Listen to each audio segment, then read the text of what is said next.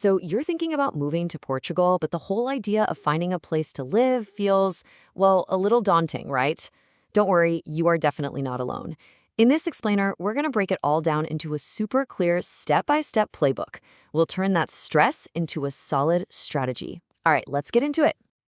And yeah, this quote, it really hits the nail on the head. This isn't just in your imagination.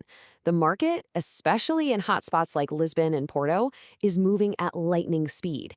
We're talking apartments listed in the morning and snatched up by the afternoon. This is the big challenge we're going to learn how to beat. So, what does a competitive market actually mean for you on the ground? Well, it means landlords have their pick of tenants.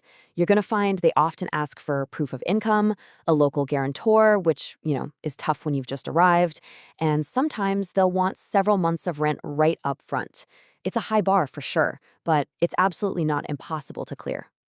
All right, now for the good stuff. The solution.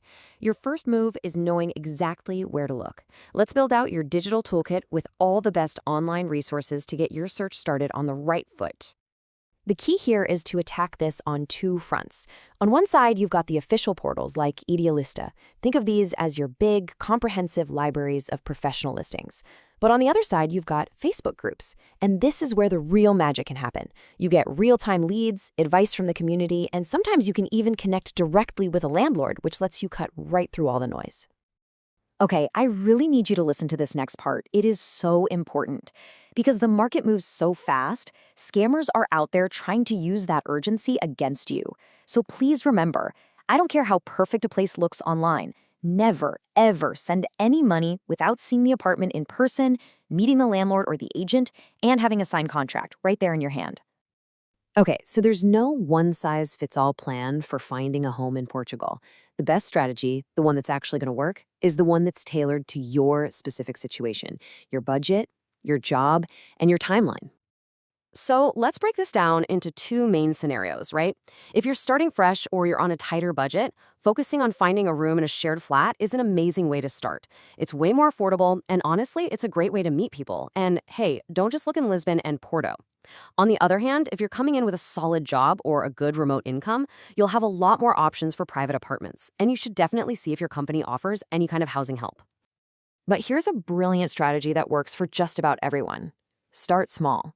Grab a short-term rental or just a room for a couple of months. What this does is it buys you time, and trust me, time is gold here. You get to actually learn the city, figure out which neighborhoods you really vibe with, and you can look for that perfect long-term place without the stress of a deadline breathing down your neck. Okay, so you found a place you absolutely love. Now what? This, right here, is where preparation becomes your secret weapon, your superpower. Having all your documents ready to go can be the one thing that makes a landlord pick you over somebody else.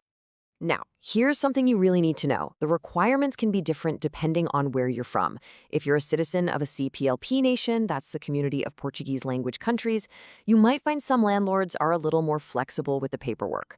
For other expats, the requirements are often a bit stricter. The trick is to know this ahead of time and just be over-prepared.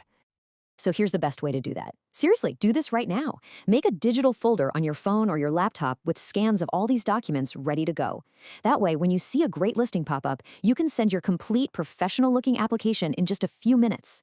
That speed and organization, it's going to make you stand out big time. All right, last but not least, a few super practical tips to wrap this up. First, timing is everything. Start your serious search about 1 to 2 months before you need to move. Second, just be ready for a standard 12-month contract.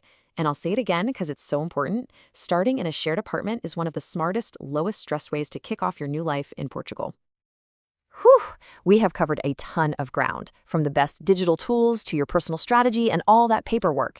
So now, let's boil all of this down to the core mindset you need to actually win this search.